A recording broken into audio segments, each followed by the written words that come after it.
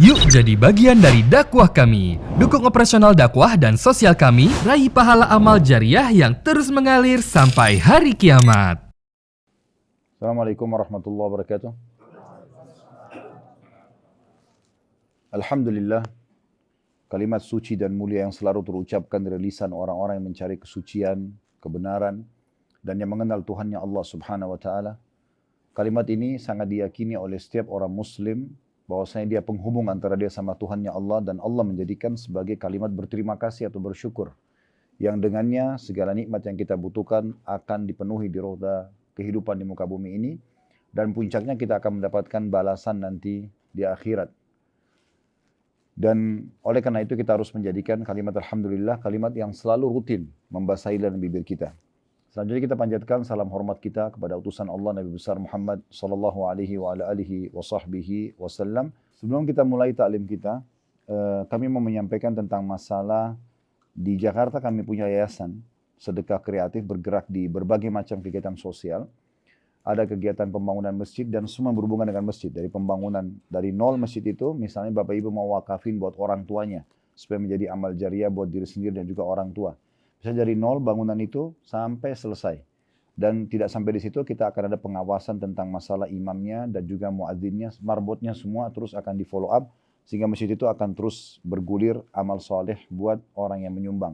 Kita juga ada renovasi masjid, kemudian kita ada perpustakaan masjid, ada AC buat masjid, ada karpet buat masjid, semua yang berhubungan dengan masalah masjid, itu semuanya satu paket kita punya programnya.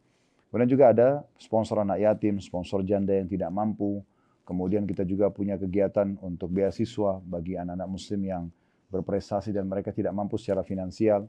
Kita ada penyebaran Al-Quran, ada pembagian makanan gratis, sembako, ada sunatan massal, ada tanggap bencana. Pada saat terjadi bencana kita membantu berbagai macam program. Dan cukup banyak program-program yang lain yang kita buat insya Allah di sana. Saya mengajak Bapak Ibu untuk partisipasi bersama kami di kegiatan sosial ini. Karena memang ini kesempatan emas untuk kita bisa meraih tambahan amal kita pada hari kiamat nanti. Nanti tinggal masuk ke medsos sedekah kreatif, insya Allah akan bisa melihat banyak sekali kegiatan kita di sana. Dan yang paling bagus adalah kalau Bapak Ibu bisa menjadi donatur tetapnya. Sehingga akhirnya bisa ikut partisipasi di semua program-program tersebut. Baik, kesempatan ini insya Allah kita akan bahas tema kita, masih lanjutan yang kemarin ya. Kemarin renungan hidup. Yang episode satunya kita sudah membahas tentang masalah bagaimana kita lebih mengenal Tuhan kita Allah Subhanahu wa Ta'ala, memunculkan keyakinan lebih kental lagi kalau memang tidak ada Tuhan yang berhak disembah kecuali Allah, dan bagaimana bantahan-bantahan yang sangat jelas kepada para ateis yang tidak mengakui ada Tuhan, padahal semua fenomena ini sangat nyata depan mata. Kemudian kita sudah mengerucutkan juga bahasan kepada tujuan kita diciptakan oleh Allah Subhanahu wa Ta'ala di muka bumi ini, yaitu tidak ada lain kecuali untuk beribadah, Jadi kita sudah membahas sampai kepada tujuan kita hidup, ya, yaitu untuk ibadah kepada Allah Subhanahu wa Ta'ala. Jadi memang kalau ada yang bertanya, apakah saya diciptakan di muka bumi ini untuk sholat, untuk puasa, untuk zakat, untuk haji dan umrah, untuk bakti sama orang tua, untuk baca Al-Quran, untuk berdoa dan berzikir? Jawabannya iya, memang itu tujuan utama. Selebihnya semua itu adalah ya penyempurna terhadap kehidupan. Makan, minum, tidur, berteman, itu semua adalah penyempurna saja. Tapi asasnya adalah ada. Tujuan kita diciptakan memang untuk itu. Maka jangan keluar dari tujuan utama, sehingga kita lebih fokus kepada hal-hal yang samping, ya, yang tidak jelas bagi kita dalam kehidupan. Misalnya banyak orang lebih mementingkan masalah makannya daripada sholatnya misalnya. Atau lebih mementingkan tabungannya daripada sedekah dan zakatnya misalnya. Nah ini semua dia keluar dari tujuan utama dia diciptakan. Tujuan utama dia diciptakan. Jadi harus benar-benar difahami ada tujuan kita. Nah ini yang kita sudah panjang lebar bahas pada saat di Mekah kemarin. Sekarang kita akan bahas renungan hidup yang episode 2-nya. Ya. Teman-teman sekalian, dalam mengerjakan tujuan kita, ibadah itu, jangan sampai nanti kita tidak panen hasilnya. Maksudnya, ada banyak orang, dia sudah tahu tujuan dia diciptakan untuk ibadah. Tetapi ibadahnya itu asal-asalan saja. Tidak mengikuti syarat, tidak mengikuti rukun, sehingga nanti akhirnya sia-sia saja waktunya. Ya. Waktu yang dilowongkan, gerakan yang dilakukan, harta yang dikeluarkan, semua sia-sia, tidak ada nilainya. Karena dia tidak mengikuti panduan Allah Subhanahu wa Ta'ala. Allah memerintahkan sholat, memerintahkan puasa, memerintahkan zakat, haji, umrah, dan semua ibadah ini, itu dengan tata cara yang Allah perintahkan. Dan harus sesuai dengan itu. Ada dua syarat mutlak, kata para ulama, diterimanya amal ibadah seseorang. Yang pertama itu adalah ikhlas, harus tulus karena Allah, tidak ada unsur pujian, riya, tidak ada unsur pamer atau sum'ah dalam bahasa Arabnya. Dan juga harus mutaba'atun Nabi SAW. Harus mengikuti Nabi SAW. Tidak boleh tidak sesuai dengan Nabi. Jadi teman-teman kalau mau sholat, jangan sholat kecuali sudah menjaga keikhlasan. Memang bukan karena ingin dipuji, kerjakan karena Allah. Dan yang kedua harus tahu ya, bagaimana Nabi SAW sholat. Dan jangan kerjakan kecuali seperti Nabi SAW kerjakan. Di masa Hasan Basri rahimahullah, seorang ulama tabi'in dulu, ada satu orang selepas sholat asar, kebetulan beliau jadi imam di Masjid Jami' kota Basra. Ada satu orang selepas sholat asar, dia berdiri, kemudian dia sholat sunnah. Ada seorang di saf sholat sunnah. Maka pada saat itu Hasan Basri ingin menegurnya, maksudnya mau tanya, kamu ini sholat apa? Tapi selepas salam 2 rakaat, dia berdiri lagi sholat. Hasan Basri mau tegur lagi, habis salam dia berdiri lagi, sampai 8 rakaat dia sholat. Itu pun dia masih mau berdiri sholat. Maka Hasan Basri pada saat dia selesai salam di rakaat yang ke-8-nya memegang tangan orang tersebut lalu mengatakan, kamu ini sholat apa? Maka orang itu tiba-tiba marah sambil mengatakan, apakah Allah akan menghukumku karena aku sholat? Maka Hasan Basri menjawab dengan ilmu. Beliau mengatakan, Allah tidak menghukummu karena kamu sholat, tapi Allah menghukummu karena kamu membuat-buat sholat itu. Ini kapan ada perintahnya 8 rakaat habis asar ini kapan? Gak pernah ada perintahnya. Kenapa dilakukan? Justru itu akan mendatangkan hukuman Allah subhanahu wa ta'ala. Jadi ibadah dan Islam ini teman-teman akan sangat mudah kalau kita ikuti panduan. Kalau bahasa sederhana dari saya, mengikuti sunnah Nabi SAW dan contoh dari beliau itu mudah dan murah. Ya. Sementara bertolak belakang dengan syariat pasti akan sulit dan mahal. Orang kalau meninggal, coba ikutin sunnah Nabi SAW, bungkus dengan kain kafan 2 lembar, sholatin, kubur. Kuburnya pun gundukan tanah sama 1 batu nisan selesai. Ikuti sunnah akan sangat mudah.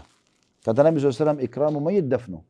Penghormatan terhadap jenazah adalah segera memakamkannya. Dimakamkan hari itu tidak pakai tunggu anaknya, cucunya datang dulu dari luar negeri, udah dimakamkan selesai. Tapi kalau kita tidak ikuti sunnah, bagaimana keadaannya? Akan repot. Harus begini, harus begitu. Ya. Saya pernah menemukan ada satu kerabat meninggal, itu sampai kain kafannya ditulis-tulisi. Segala macam tulisan dan dibuat seperti baju. Ya. Saya tidak tahu kenapa dan saya tidak pernah tahu dari mana sumbernya ini. Tapi seperti itu. Kemudian pada saat diantar jenazahnya turun ke kuburan lalu diajak ngomong jenazah itu. Ya. Nanti kalau malaikat datang kepadamu tanya siapa Tuhanmu, jawablah ini. Kalau ini orang mati dengar dari mana? Gitu kan. Tapi itu dilakukan sampai dimakamkan. Habis dimakamkan pun akan dibuatkan bangunan, dibawa taruh lampu segala macam. Padahal Nabi SAW berkata kepada Ali bin Abi Thalib, aku wasiatkan kepadamu hai Ali, jangan kau temukan kuburan kecuali kau samaratakan dengan tanah dan jangan diwarnai, jangan ditulisi. Sudah perintah Nabi SAW. Tapi seperti itulah. Orang kalau ikuti sunnah Nabi SAW mudah dan murah. Tapi kalau orang ngikutin selain itu, maka pasti akan sulit bagi dia. Karena memang tidak ada panduannya. Ingat, baik di mata seorang muslim adalah harus yang baik di mata Allah dan Rasulnya. Bukan sesuai dengan kita. Kalau patokannya selalu karena ini baik, begitu selalu alasannya, maka baik menurut siapa? Setiap orang punya persepsi masing-masing. Oleh karena itu kita harus mengikuti apa yang benar-benar baik yang dipandang oleh Allah dan Rasulnya. Kadang-kadang ada hal-hal yang kita tidak suka, tapi Allah dan Rasulnya menyukainya. Bangun malam hari saya sholat, kita kan lebih suka tidur. Tapi Allah Rasulnya memerintahkan kita bangun, maka kita mendahulukan itu. Ya. Seperti itu kurang lebih gambarnya. Jadi ini pembukaannya ya, supaya kita fahami. Jadi jangan sampai Bapak Ibu sekalian ke depannya, sisa umur kita ini terisi dengan hal-hal yang tidak kita dapatkan manfaatnya. Sayang sekali. Ya. Di akhir surah Al-Kahfi itu Allah jelaskan masalah itu. Ya. Maukah aku tunjukkan kepada kalian orang-orang yang paling rugi amalnya? Mereka adalah orang-orang yang berusaha, tapi mereka tidak mengikuti panduan, sehingga akhirnya sia-sia semuanya. Oleh karena itu harus hati-hati. Setiap ibadah yang mau dikerjakan, tanya, bagaimana Rasulullah SAW kerjakan? Mau ziarah kubur? Ziarah kubur itu apa keutamaannya dan bagaimana Nabi SAW ziarah kubur? Mau apa saja, mau zikir, mau doa, mau baca Quran, mau puasa, apa saja harus kita ikuti semua panduan. Jadi supaya tidak salah gitu ya. Ini penting sekali untuk digarisbawahi. Makanya Umar bin Khattab diingatkan oleh Abu Bakar tentang pentingnya berpegang pada sunnah Nabi SAW ini. Beliau mengatakan, hai Abu Bakar, hai Umar, ini adalah Rasulullah di mana kakinya pijakan, di mana dia dipijakan kakinya, maka di situ kau pijakan kakimu.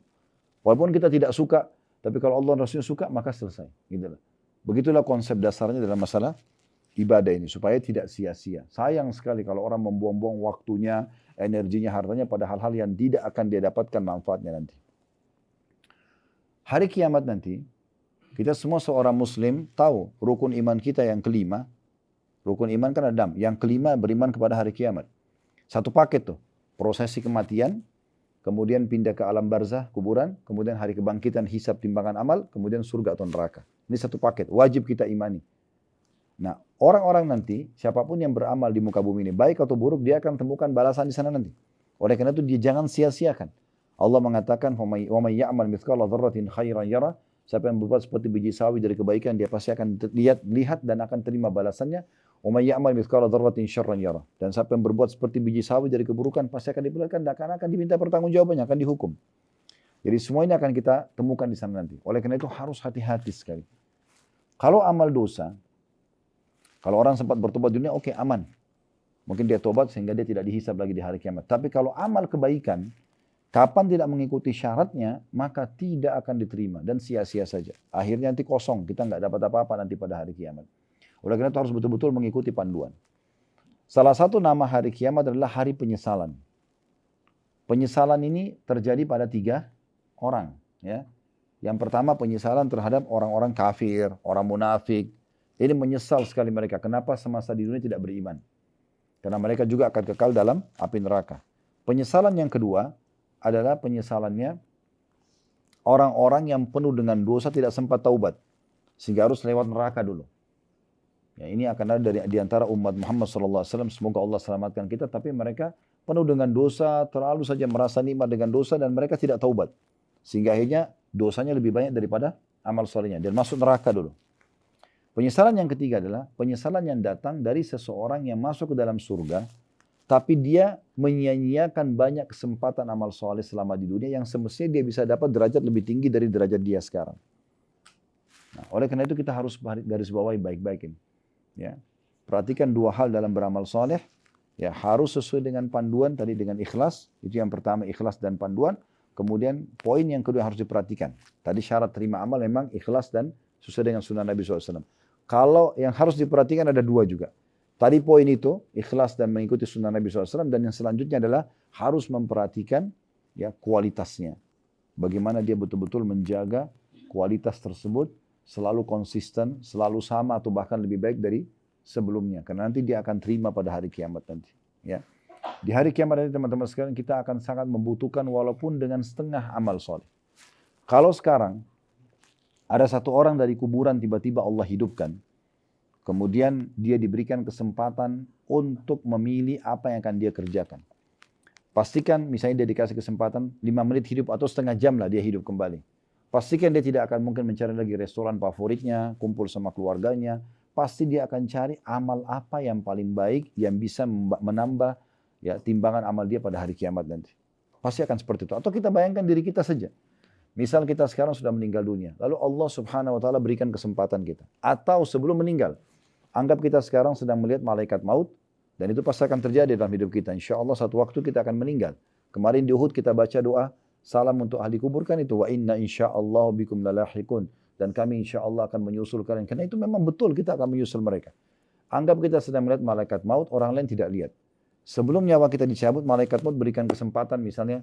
Coba sekarang kamu masih punya kesempatan 5 menit untuk mengerjakan apa yang menurut kau paling baik. Saya yakin pada saat itu dia akan coba cari amal yang terbaik buat dia. Ataupun dia bertobat dari dosa dia yang dia khawatir akan dihukum karenanya. Maka kita teman-teman sekalian tidak perlu tunggu malaikat maut datang. Kita harusnya sudah berpikir itu setiap saat bisa datang dan kita harus punya persiapan dari sekarang. Jangan tiba nanti hari penyesalan di hari kiamat karena sia-sianya amal soleh kita atau banyak dosa yang kita tidak bertobat darinya.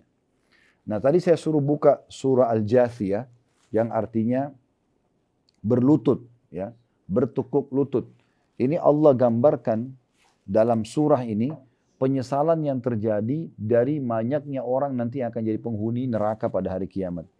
Karena di dunia mereka lalai dari amal-amalnya. Banyak dosanya, baik dia kafir atau banyak dosanya, atau dia beramal tapi tidak punya panduannya. Ya. Sehingga sia-sia semuanya. Baik, kita coba baca surah ini ayat demi ayat insya Allah dengan terjemahannya. Kalau ada yang perlu ditadaburi, diberikan tambahan penjelasan, kami akan coba jelaskan. Tapi Bapak Ibu sudah bisa tangkap dari judul surah ini, Al-Jathiyah artinya bertukuk lutut. Maksudnya nanti hari kiamat mereka bertukuk lutut nanti di depan neraka dan menyesal pada saat itu. Karena tidak sempat tobat dari dosa, tidak sempat beriman, atau tidak sempat tobat dari dosa, atau banyaknya amal soleh yang tersia-siakan karena tidak sesuai dengan panduannya. Allah berfirman di ayat pertamanya, ada 37 ayat dalam surah ini. Saya akan bacakan semua insya Allah. Hamim. Hamim adalah potongan-potongan huruf dalam bahasa Arab di awal surah Al-Quran, di beberapa surah Al-Quran itu Allah lebih mengetahui maknanya. Itu dikatakan oleh para ulama tafsir. Atau bisa saja nama lainnya surah ini. Kayak misalnya surah Al-Jathiyah, kita bisa katakan dia juga surah Hamim, misal. Kemudian yang kedua ayatnya Tanzilul kitabi minallahil azizil hakim. Kitab ini, maksudnya Al-Quran. Walaupun di HP kita sekarang kita sedang membaca kitab ini. Allah mengajak bicara kita semua. Diturunkan dari Allah yang maha perkasa lagi maha bijaksana. Jadi Allah subhanahu wa ta'ala kata ulama tidak menyatukan, tidak menyebutkan sifatnya kecuali memang itu adalah sifat hakiki dari Allah subhanahu wa ta'ala. Maha perkasa, semua kekuatan yang ada di muka bumi ini itu adalah bagian kecil daripada kekuatan sang pencipta Allah subhanahu wa ta'ala. Kita bisa lihat di tubuh kita sendiri misalnya, kalau kita menggunakan satu jari telunjuk saja untuk mengangkat kresek misalnya yang ada isinya misalnya 5 kilo atau 10 kilo, kita masih bisa angkat. Padahal ini cuma tulang dan sendi-sendi, sedikit otot saja. Dari mana power ini? Jadi kalau 2 mungkin lebih lagi, kalau 3 lebih kuat, kalau semua telapak tangan kita maka lebih kuat lagi. Begitu juga dengan seluruh tubuh kalau kita gunakan powernya. Ini satu manusia, kalau 10 manusia berkumpul, kalau 100 manusia berkumpul, begitu juga dengan hewan-hewan. 1 ekor singa kuat, kalau 2 ekor singa, 3 ekor singa, sampai seterusnya, ini semua.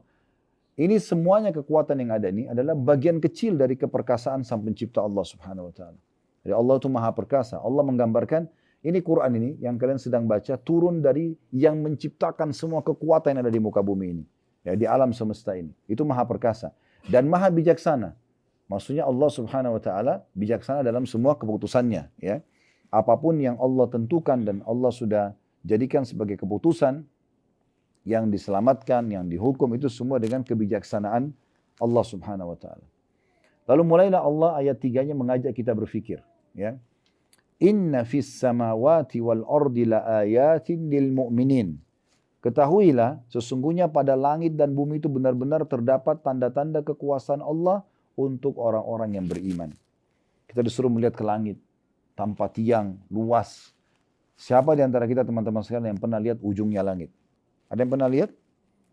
Nggak akan pernah kita lihat ujungnya. Kita ada di Amerika, kita ada di Australia, kita ada dimanapun benua di muka bumi ini, atau kota, desa terpencil pun, yang terkecil pun, tetap langit akan sama. Karena memang langit itu sangat luas. Langit sangat luas. Digambarkan oleh Nabi SAW, perumpamaan bumi kalian ini, dibandingkan dengan langit pertama di atas kepala kalian, ibaratnya seperti sebuah cincin yang dibuang di padang pasir. Jadi kalau kita ambil cincin kita lalu kita lempar di padang pasir, maka tidak akan kelihatan cincin tersebut karena luasnya padang pasir. Itulah perumpamaan bumi dengan langit di atas kepala kita. Makanya kita mutar-mutar dimanapun kita tidak akan pernah lihat ujungnya karena luasnya langit tersebut. Allah menjadikan langit itu sebagai sebuah pelajaran yang harus direnungi oleh manusia. Bagaimana atap ini bisa berdiri? Ya, karena kita yakin ada temboknya, ada tiangnya. Ya, mungkin teman-teman yang bergerak di properti, di arsitek mungkin ya, mereka faham masalah ini, lebih faham daripada kita semua. Tapi kita bisa lihat, pasti secara akal manusia nggak mungkin ada bangunan tanpa tiang. Tapi Allah tantang kita dalam sebuah ayat yang lain, Allah mengatakan, lihatlah ke langit ya, yang kami naikkan, yang kami tinggikan, bighairi amadin tarawunaha. Tanpa tiang yang kalian bisa jangkau dengan mata kalian. Allah suruh kita berpikir, melihat semua itu. Belum bintang-bintang ada di sana, manusia cuma bisa mengatakan, oh ini jumlahnya miliaran, karena mereka sudah tidak bisa menghitungnya. Dulu di Madinah ini ada satu museum, tapi subhanallah dibongkar, saya tidak tahu juga kenapa. Dulu ada museum Quran. Ya. Kita kalau masuk ke sana, ada satu layar mirip dengan waktu di Mekah, Museum Wahyu, dia seperti bioskop begitu. Kita bisa melihat, dia kasih ilustrasi kalau manusia itu dilihat dari jarak 10 meter. Lagi duduk di Masjid Nabawi, diangkat kamera 10 meter. Lalu diangkat 100 meter. Lalu diangkat 1 kilometer. Sampai sekian ya, juta kilometer ke atas sana, sudah nggak nampak, bukan cuma manusianya. Tidak nampak buminya, bahkan sangat kecil semuanya. Dan itu semuanya ya dikuatkan dengan ayat Al-Quran. Dan ilmu pengetahuan juga mengatakan, bumi kita ini seperti pasir dibandingkan alam semesta yang sangat luas ini. Banyak sekali, miliaran jumlahnya, bintang-bintang yang bahkan lebih besar daripada bumi itu sendiri. Ini Allah suruh kita berpikir. Ya mungkin tidak asing bagi kita ilmu pengetahuan alam yang sudah kita pelajari, tapi perlu kita renungi. Allah telah menyebutkan sebagai pencipta tentang langit tersebut. Lalu Allah mengatakan dan juga pada bumi. Bisa diambil hasilnya, bisa cocok tanam, ya, bisa dibangun di atasnya, kita bisa berjalan di atasnya. Allah mengatakan semua itu terdapat tanda-tanda bagi orang yang mau beriman. Ya. Artinya tidak mungkin ada ini semua tanpa ada pencipta. Ayat 4-nya, Allah mengajak kita berbicara lagi ke diri kita sendiri dan juga hewan melata di sekitar kita. Wa fi khalqikum wa ma yabuthu min dabbatin ayatun liqaumin yuqinun. Dan pada penciptaan kamu dan pada binatang-binatang yang melata yang bertebaran di muka bumi terdapat tanda-tanda kekuasaan Allah untuk kaum yang meyakininya. Di diri kita sendiri. Ya, fungsi mata, melihat, telinga, mencium misalnya atau menghirup, bibir dan lidah mengucap dan mengecap, tangan menjamah, kuping mendengar, kaki melangkah. Semua ini ada fungsi dan kita tidak bisa alih fungsikan. Ini sudah kita singgung pada saat membahas Ihya Abul Madi, seorang filosof Arab yang akhirnya meninggal dalam kondisi dia tidak tahu dari mana asalnya pada saat di Mekah kemarin. Nah Allah mengatakan dalam diri kalian sendiri, lihat bagaimana keajaiban tersebut. Teman-teman dokter sini pasti lebih tahu masalah itu. Ya, bagaimana keajaiban anatomi tubuh manusia itu luar biasa gitu ya. Nah ini Allah menyuruh kita melihat itu semua. Ya. Kemudian Allah mengatakan dan juga pada binatang-binatang yang melata. Semuanya. Hewan-hewan yang kita bisa dengan beragam macam. Gajah, dari gajah yang besar sampai semut yang kecil. Ya. Baik itu perkembangbiakan mereka, sistem pencernaannya, sistem pertahanannya. Ya, semua itu ya sebuah tanda-tanda kebesaran bagi orang yang meyakininya, gitu kan? Jadi ini poin yang luar biasa yang harus kita fahami kalau memang ada pencipta yang mengatur itu semua. Kemudian di ayat 5-nya Allah ajak lagi kita berbicara melihat fenomena yang setiap hari kita bisa saksikan. Waqtilafil laili wan nahari wa ma anzalallahu minas sama'i min rizqin fa ahya bil arda ba'da mautiha wa tasrifir riyahi ayatun liqaumin yaqilun. Dan pada pergantian malam dan siang, kayak tadi malam gelap. Kemudian pagi terbit matahari, siang seperti ini, pagi seperti ini, kemudian siang, sore, kemudian malam lagi. Ini siapa yang atur? Gak mungkin begitu saja terjadi. Ya. Kita bisa rasakan teriknya panas matahari. Ya. Yang unik ini sering saya kasih contoh di pengajian. Ada orang, dia lebih tersentuh dan kagum dengan seorang pelukis. Misalnya, Bapak Ibu lagi bersama dengan seorang pelukis itu membawa sebuah papan lukis, ya mungkin 1 kali 2 meter atau 1 kali 1 meter misalnya. Di depan dia, di hadapan dia ada sebuah laut dengan air yang jernih, ada pohon kelapa, ada burung yang terbang, mungkin ada matahari. Ya. Lalu kemudian dia melukis, mulailah pelukis tersebut melukis.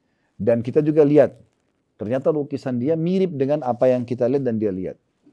Kira-kira apa yang sering bahasa manusia terucapkan dari manusia? Bagus. Bahkan lukisan yang menyerupai aslinya itu biasa mahal sekali. Benar nggak? Sekarang kita kadang-kadang kagum dengan seorang pelukis dan lukisannya, padahal kita lupa. Ya, kita kagum dengan papan yang 1 kali 1 meter itu. Bahkan kita biasa beli lukisan itu cukup mahal, hanya untuk dipajang di dinding rumah kita, misalnya itu di meja makan, di ruang tamu. Dan kita lupa kalau pelukis itu hanya menciplak ya dari apa yang dia lihat. Dan uniknya, teriknya matahari yang ada di lukisan tidak bisa kita rasakan, suara burung yang kicauannya tidak bisa kita dengarkan, kelapanya nggak bisa kita rasakan, airnya sejuk nggak bisa kita rasakan, tapi yang asli ini depan mata bisa kita rasakan semuanya. Kok bisa kita kagum dengan lukisan di papan itu dan kita memuji-muji si pelukis tanpa kita melihat sang pencipta yang luar biasa yang menciptakan di depan mata kita? Bagaimana bisa ini terjadi? Begitu Allah mengatakan dan pergantian siang dan malam. Dan hujan yang diturunkan Allah dari langit. Lalu dengan hujan itu dihidupkanlah ya, bumi ini setelah matinya. Kita pernah lihat tanah yang pecah-pecah kena kering, kemarau, peceklik. Maka kemudian turun hujan jadi hijau. Gitu kan? dan pada perkisaran angin. Kadang-kadang angin berhembus ya, ada yang kuat, ada yang lembut misalnya.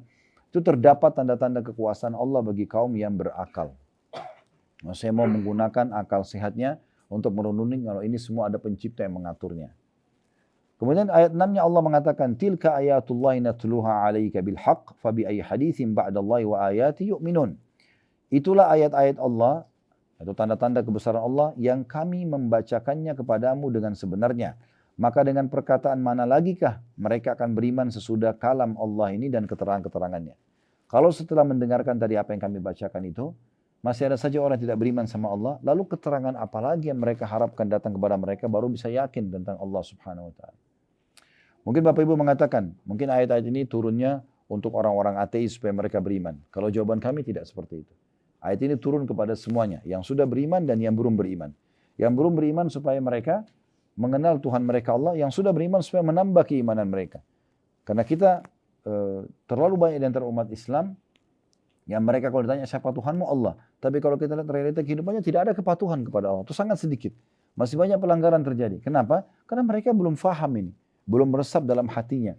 Kalau memang ada pencipta yang mengawasi dia, yang mengontrol dia, yang menciptakan dia, yang bisa memusnahkan atau menghukum dia setiap saat. Ya. Lalu setelah itu ayat 7-nya Allah mengingatkan tentang kecelakaan, kebinasaan, hukuman yang datang bagi orang-orang yang mendustakan Allah Subhanahu wa taala. Ayat 7-nya wailun likulli affakin asim. Kecelakaan besarlah bagi orang-orang yang banyak berdusta lagi banyak berdosa. Maksudnya mendustakan ayat Allah, ya, tidak membenarkan, kemudian juga dia berdusta dalam kehidupan sehari-hari dan juga banyak berbuat dosa, pelanggaran karena dia tidak yakin ada Tuhannya. Maka selalu hidupnya isi dengan dosa-dosa. Ayat 8-nya Allah menggambarkan seperti apa ciri mereka. Yasma'u ayatillahi tutla alaihi thumma yusirru mustakbiran ka'allam yasma'ha wa basyirhu bi'adzabin alim. Dia mendengar ayat-ayat Allah dibacakan. Kayak sekarang Bapak Ibu dengar saya bacakan ayat ini. Harusnya yang terjadi adalah hati kita tersentuh. Ya, tidak usah lihat siapa yang menyampaikan, tapi apa yang disampaikan. Kalau itu benar, ya kita terima. Gitu kan? Sekarang Allah mengatakan, dia mendengar orang-orang yang membangkang ayat-ayat Allah dibacakan kepadanya, kemudian dia tetap menyombongkan diri, seakan-akan dia tidak mendengarnya. Maka beri kabar gembira, dia akan diadab dengan yang pedih atau adab yang pedih. Orang yang dengar peringatan Allah ini nggak boleh loh bu, nggak boleh pak, kerjakan ini karena ini perintah Allah Rasulnya. Ah saya nggak mau, sudahlah, nggak usah urus saya, ini urusan saya dan seterusnya. Ini Allah ancam mereka dengan adab yang pedih di dunia sebelum akhirat. Ayat 9-nya. Wa idza 'alima min ayatina syai'an ittakhadhaha huzwa ulaika lahum 'adzabun muhin. Dan apabila dia mengetahui barang sedikit saja tentang ayat-ayat kami, maka ayat-ayat itu dijadikan sebagai bahan olok-olok. Mereka lah yang memperoleh azab yang menghinakan. Ya. Ayat 10-nya, mi waraihim jahannam wala yughni anhum ma kasabu syai'an wala mattakhadhu min dunillahi awliya walahum 'adzabun 'adzim. Di hadapan mereka nanti, maksudnya setelah mereka meninggal dunia, maka akan ada neraka jahanam. Dan tidak berguna bagi mereka sedikit pun apa yang telah mereka kerjakan.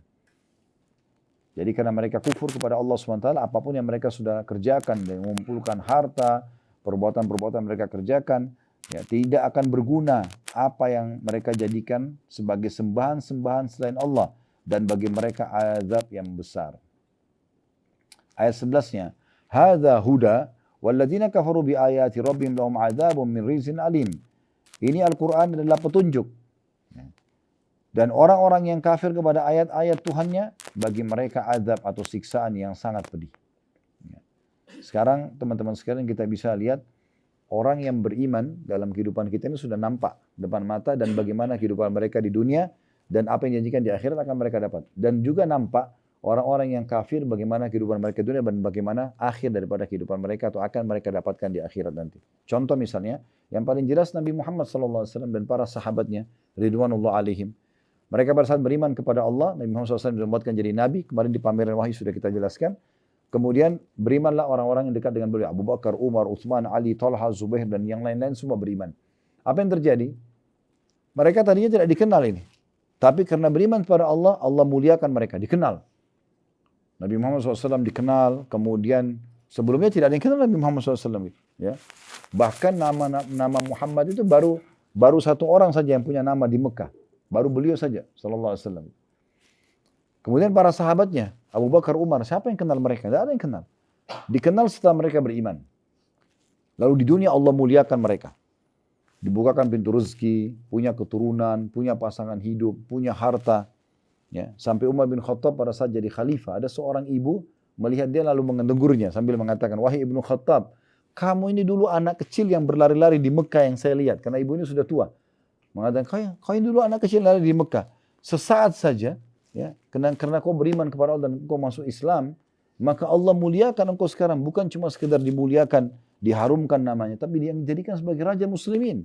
Maka bertakwalah kepada Allah. Islam memuliakan penganutnya. Pasti Allah akan muliakan di dunia. Semua sahabat dimuliakan. Ya. Bilal yang tadinya seorang budak di Mekah, setelah masuk Islam dimuliakan. Jadi muadzinnya kaum muslimin. Berarti semua orang yang sholat karena panggilan azan Bilal, maka Bilal akan panen pahalanya. Karena begitu kan muadzin akan panen pahala semua orang yang sholat. Gitu kan. Kemudian juga kita bisa lihat Suhaib Ar-Rumi, kemudian Salman Al-Farisi, semua ini dulu mantan-mantan budak. Tapi setelah mereka masuk Islam, Allah muliakan mereka. Bahkan sebelum mereka meninggalkan banyak sekali harta. Di antara mereka ada yang jadi gubernur, jadi wali kota, jadi panglima perang. Di dunia mereka dimuliakan. Dan apa yang didapatkan di dunia dari kenikmatan ini miniatur akhirat. Kita akan dapatkan nanti di akhirat. Teman-teman kalau makan makanan enak, di dunia ini miniaturnya. Di akhirat kita akan dapat yang lebih enak daripada itu. Apa saja kita rasakan sini, pakaian, kenyamanan tempat, mungkin hubungan biologi suami istri, ini semua akan kita rasakan di akhirat berlipat-lipat ganda.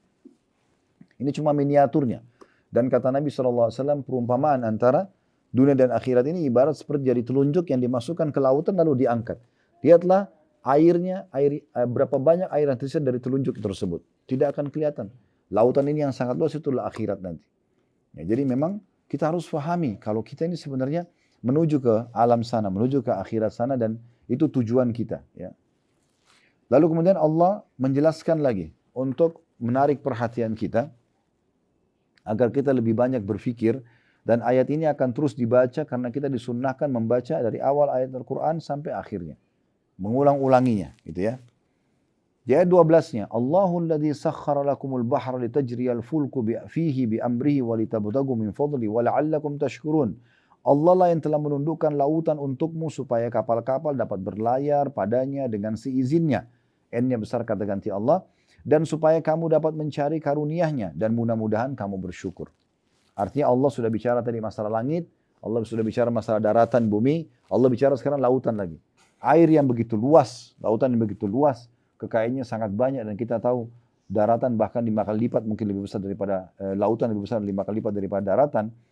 Maka semua itu adalah tanda-tanda kebesaran Allah. Allah yang membuat kapal-kapal kita bisa berjalan di atas lautan tersebut. Dan bahkan di situ Allah mengatakan kalian bisa selain berlayar, bisa juga mengambil manfaat daripada hasil laut tersebut.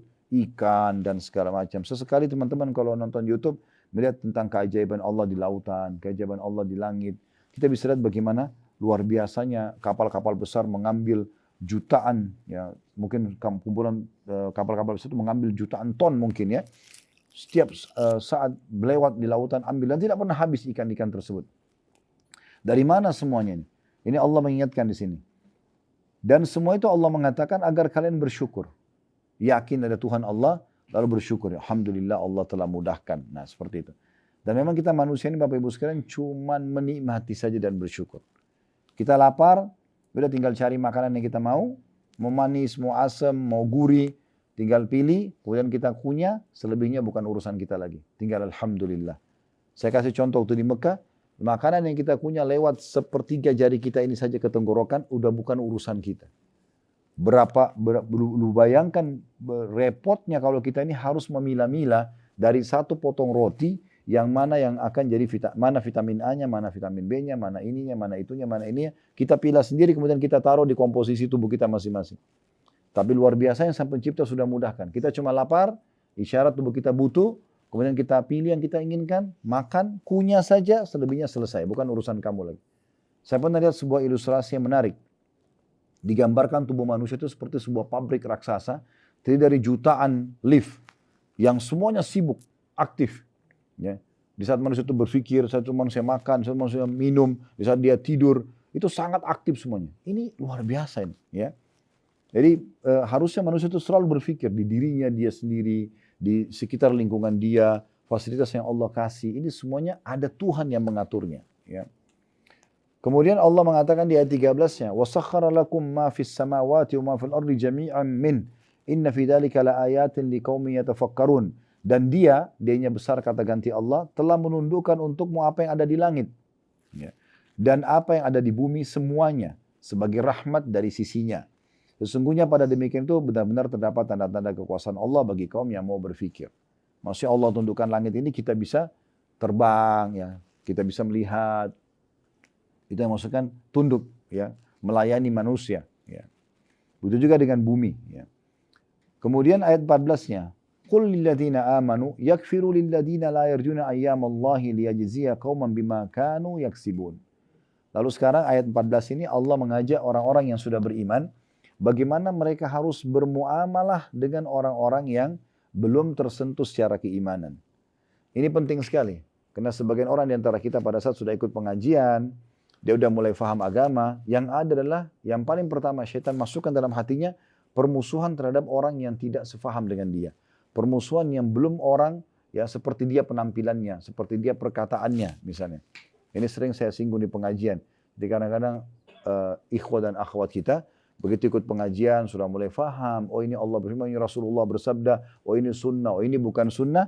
Begitu ketemu sama orang lain di luar sana yang dilihat pertama dari kepala sampai kakinya. Ini model pakaiannya sama nggak dengan saya? Ini satu pengajian nggak? Jadi dia lupa. Sebenarnya orang-orang ini yang belum faham itu adalah ajang dakwah kita. Saatnya kita menyampaikan, kalau Allah sudah sampaikan kepada kita iman dan ilmu ini, sampaikan kepada orang lain. Kesalahan dan kekurangan orang lain itu adalah ajang pahala buat kita. Kalau orang semua sudah dapat hidayah, kita mau dapat pahala dari mana? Ya. Itu yang Allah sebutkan di sini di ayat 14-nya. Jadi tugas kita, rangkul mereka, dakwahi mereka, sampaikan itu dan jangan sampai justru kita memusuhi mereka. Allah berfirman, "Qul lil ladzina amanu yakfiru lil ladzina la yarjuna ayyamallahi liyajziya qauman bima kanu yaksibun." Katakanlah hai Muhammad kepada orang-orang yang sudah beriman, hendaklah mereka memaafkan orang-orang yang tidak takut hari-hari Allah, ya. Maksudnya tidak takut tentang hari kiamat, hari pembalasan. Karena dia Allah akan membalas suatu kaum terhadap apa yang telah mereka kerjakan. Karena nanti kalau mereka pun sudah kita nasihatin, mereka tidak mau dengar, nanti Allah yang balas, bukan tugas kita membalas. Ingat Bapak Ibu sekalian, dakwah ini menyampaikan kebenaran di jalan Allah SWT. Targetnya adalah penyampaian, bukan penerimaan. Jadi kita sudah sampaikan selesai. Diterima tidak diterima bukan urusan kita. Kalau kita niatnya penerimaan, kapan tidak diterima kita akan kecewa. Akhirnya kita berhenti berdakwah. Tidak, tujuan kita adalah menyampaikan. Ada orang yang sekali dakwai dengar, ada mungkin orang yang ketiga kali, ada yang kelima kali, ada yang 10 kali baru dia bisa dengar. Maka setiap kali kita berdakwah akan dapat pahalanya.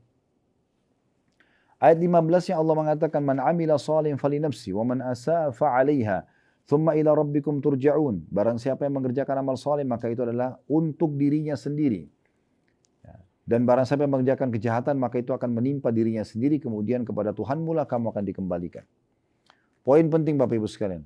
Bapak Ibu kalau lagi ibadah kepada Allah, jangan pernah ada persepsi kalau Allah butuh terhadap ibadah kita. Kenapa banyak orang kalau sholat asal seperti store kewajiban. Allah Akbar, Assalamualaikum warahmatullahi selesai. Dia tidak pusing apakah itu khusyuk, tidak khusyuk, nggak penting bagi dia. Kenapa? Karena dia pikir Allah butuh. Dia kayak store kewajiban, keliru. Kita yang butuh terhadap amal kita. Perhatikan baik-baik. Oleh karena itu para salafus saleh, mereka mulai takbiratul ihram sampai salam, berusaha fokus. Selalu berlindung kepada Allah SWT dari syaitan supaya jangan tergoda. Karena mereka tahu mereka butuh dengan amal solehnya itu. Allah nggak butuh. Kalau kita dari lahir sudah bisa ngomong, sudah bisa ibadah, misalnya dari bayi hari pertama sampai kita meninggal di 70 tahun misalnya atau 80 tahun, kita beribadah tetap tidak ada pengaruhnya kepada Allah Subhanahu wa taala. Allah nggak butuh dengan amal kita. Yang butuh itu kita, ya. Oleh karena itu harus pahami teman-teman sekalian, semua amal soleh ini kita yang butuh. Kalau Allah mudahkan lisan kita istighfar atau berzikir atau berdoa, tangan kita bersedekah atau kita membantu orang lain, pikiran kita misalnya untuk agama ini, misal contoh, hati kita selalu khusyuk kepadanya, kaki kita melangkah ke tempat-tempat yang dibolehkan, ini berarti Allah inginkan kebaikan buat kita. Ya, karena amal soleh ini buat diri kita sendiri. Dan barang siapa yang berbuat kejahatan, Allah sudah datangkan peringatan, rasa khawatir, awal mau mencuri, awal mau berzina, awal mau apalah berbuat dosa, Allah datangkan kekhawatiran. Kalau dia berhenti, amanlah dia. Kalau dia melangkah, Allah datangkan peringatan lagi. Ya. Kalau dia tetap lakukan, Allah datangkan peringatan. Terus begitu sampai akhirnya peringatan yang sangat besar akan datang kepada dia agar dia berhenti. Bahkan seringkali teman-teman sekalian, Allah subhanahu wa ta'ala mendatangkan hukuman yang sangat keras, di mata manusia itu keras sekali. Tetapi sebenarnya itu bentuk kasih sayang Allah. Contoh misalnya pencuri. Pada saat dia digebukin oleh masyarakat yang menangkapnya, sampai dia terbunuh pun misalnya mati, tetap kita membahasakan itu adalah kasih sayang Allah subhanahu wa ta'ala. Pastikan pencuri ini bukan pertama kali dia mencuri. Tapi dia sudah mencuri berapa kesekian kali dan sering kali Allah datangkan sinyal kepada dia. Rasa takut, rasa khawatir, mungkin pernah dilihat, pernah ketangkap tapi lepas. Nah dia tidak kapok-kapok, maka Allah datangkan masyarakat untuk menangkap dia lalu kemudian membunuhnya atau menggebukinya misalnya. Karena dengan begitu dia jadi berhenti dan akhirnya dia juga jadi aman dari siksaan yang lebih berat nanti pada hari kiamat. Begitu bentuk kasih sayang Allah subhanahu wa ta'ala. Jadi siapa yang berbuat keburukan itu akibatnya ke diri dia sendiri. Dan ketahuilah kepada Tuhan kalian, kalian pasti akan dikembalikan. Nah, tidak ada seorang pun di antara kita teman-teman akan kekal di muka bumi. Semua pasti akan meninggal dan kembali kepada Allah Azza wa Jal. Maka hati-hatilah karena hari kembali itu sangat dekat. Ya. Tidak ada seorang dari kita yang bisa menjamin dirinya masih hidup 100 tahun atau 200 tahun ke depan. Tidak ada. Kalau kita tarik 100 tahun ke belakang dari hari ini, artinya mungkin kalau yang hadir bersama kita, mungkin anak-anak kita ada yang anggaplah misalnya umurnya 5 tahun, yang paling kecil. Berarti kalau dia dari 100 tahun yang lalu, hari ini, itu umurnya 105 tahun. Apakah masih ada yang hidup umur 105 tahun? Allahu a'lam. Anggaplah 1-2 orang ada hidup di muka bumi ini. Tapi selebihnya kemana? Mereka meninggal semua. Kalau kita balik sekarang, 100 tahun ke depan, dari hari ini ke depan, berarti yang paling kecil antara kita misalnya umurnya 5 tahun, nanti dia 105 tahun. Apakah dia masih hidup? Allahu a'lam. Apalagi kita yang sudah 30 tahun, 40 tahun, berarti nanti ke depannya 130 tahun. Ini nggak mungkin. Berarti akan ada hari pulang itu. Harus hati-hati. Makanya Nabi SAW mengatakan, Al-Qayyisu, orang yang cerdas dari umatku, mandana nafsu amila lima ba'dal maut. Orang yang selalu ya menjaga dirinya dan berbuat selalu yang dia akan bawa untuk kematian nanti. Wal ajizu man tamanna 'ala Allah tamanni. Dan orang yang bodoh adalah orang yang terus berangan-angan. Allah Maha Pengampun, ya sudahlah saya masih muda, gampang nanti. Begitu. Sehingga kita tidak buat apa-apa. Itu akan terjadi penyesalan. Jadi jangan tunggu penyesalan itu datang, kemudian kita baru ya menyesal. Hati-hati. Ayat 16-nya, وَلَقَدْ آتَيْنَا بَنِي إِسْرَائِيلَ الْكِتَابَ وَالْحُكْمَ وَالنُّبُوَّةَ وَرَزَقْنَاهُمْ مِنَ الطَّيِّبَاتِ وَفَضَّلْنَاهُمْ عَلَى الْعَالَمِينَ. Sebagai satu pelajaran, sungguhnya kami telah berikan kepada Bani Israel Alkitab, maksudnya kitab Taurat, kekuasaan dan kenabian, dan kami berikan kepada mereka rezeki-rezeki yang baik, dan kami lebihkan mereka atas bangsa-bangsa pada masanya. Ayat 17-nya, وَآتَيْنَاهُمْ بَيِّنَاتٍ مِنَ الْأَمْرِ وَمَا اخْتَلَفُوا مِنْ بَعْدِ مَا جَاءَهُمُ الْعِلْمُ بَغْيًا بَيْنَهُمْ وَمَا اخْتَلَفُوا إِلَّا مِنْ بَعْدِ مَا جَاءَهُمُ الْعِلْمُ بَغْيًا بَيْنَهُمْ Inna rabbaka yaqdi bainahum yawmal qiyamati fima kanu fihi yakhtalifun. Dan kami berikan kepada mereka keterangan-keterangan yang nyata tentang urusan agama, maksudnya hukum-hukumnya jelas dalam kitab Taurat itu. Maka mereka tidak berselisih melainkan sesudah datang kepada mereka pengetahuan karena kedengkian yang ada di antara mereka. Sesungguhnya Tuhanmu akan memutuskan antara mereka pada hari kiamat terhadap apa yang mereka selalu berselisih padanya. Ayat ini, ayat 17, maksudnya adalah kita diberikan peringatan oleh Allah SWT. Jangan kalian seperti Bani Israel. Sebelum datang Musa, mereka sesat. Begitu datang Musa, mereka jadi lurus. Tapi setelah mereka punya ilmu, justru muncul, ya syaitan muncul dengan satu penyakit yang berbahaya, yaitu dengki. Baghyan bainahum. Mulailah iri dengki. Nah ini sering kita lihat di tengah-tengah umat Islam. Begitu sudah saling faham agama, malah saling iri satu sama yang lain. Justru harusnya ilmu agama kan mengontrol mereka supaya mereka saling merendah, saling berbagi, saling mengalah, saling memaafkan. Tapi ini tidak. Allah menggambarkan di ayat 17, dulu Bani Israel itu kami berikan kepada mereka kenabian, kami berikan kepada mereka petunjuk-petunjuk yang nyata dalam kitab Taurat. Tapi setelah punya ilmu, justru Bani Israel banyak yang menyimpang karena kedengkian di antara mereka. Artinya kalian umat Muhammad jangan sampai seperti ini. Setelah punya ilmu, jangan justru saling iri dan dengki satu sama yang lain. Tapi bagaimana saling mendukung pada hal-hal yang positif, yang benar dalam agama, dan mengingatkan hal-hal yang buruk supaya ditinggalkan. Ayat 18-nya, ثُمَّ جَعَلْنَاكَ عَلَى شَرِيعَةٍ مِنَ الْأَمْرِ فَاتَّبِعْهَا وَلَا تَتَّبِعْ أَهْوَاءَ الَّذِينَ لَا يَعْلَمُونَ. Kemudian hai Muhammad, kami jadikan kamu berada di atas satu syariat, maksudnya peraturan dalam Al-Quran, dari urusan agama itu. Maka ikutilah syariat itu dan jangan kamu ikuti hawa nafsu orang-orang yang tidak mengetahuinya. Ya, maksudnya kalau sudah faham agama ini, ikutilah selalu sebagai panduan hidup. Jangan justru sudah faham agama mengikuti orang-orang yang belum faham agama. Terpengaruh dengan teman-temannya, dengan lingkungannya, kolega bisnisnya misalnya. Semua ini dia tidak boleh terpengaruh. Dia harus istiqamah dengan apa yang sudah Allah ajarkan kepada dia. Ayat 19-nya, innahum lan yughnu 'anka minallahi syai'a wa innadh dhalimina ba'dhum awliya'u ba'din wallahu waliyyul muttaqin. Sesungguhnya mereka sekali-kali tidak akan dapat menolak dari kamu sedikit pun dari siksaan Allah.